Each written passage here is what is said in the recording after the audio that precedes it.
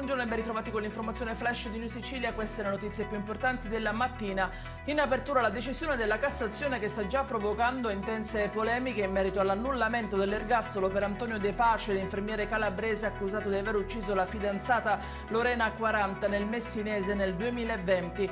I giudici di merito non avrebbero considerato che l'omicida fosse stressato a causa del Covid. E c'è un altro giovanissimo arrestato e attualmente accusato di concorso in omicidio preterintenzionale insieme a un altro ventenne arrestato il giorno stesso del delitto di Francesco Bacchi.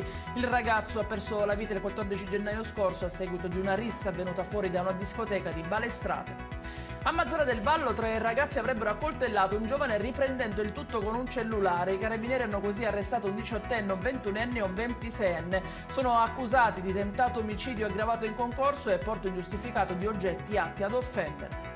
Nel Catanese ed esattamente ad Acireale si è verificato nella notte un grave incidente che ha coinvolto 3 auto nella frazione di San Giovanni Bosco. Tra i feriti il più grave è un ragazzo di 22 anni di Acicatena arrivato in codice rosso per politrauma al Cannizzaro di Catania e ricoverato con frattura al ginocchio e ferite lacero contuse. In chiusura l'arresto di un uomo di Agrigento fermato al porto di Messina e sottoposto a controllo. È stato trovato con in auto 12,5 kg di cocaina nascosta all'interno della carrozzeria.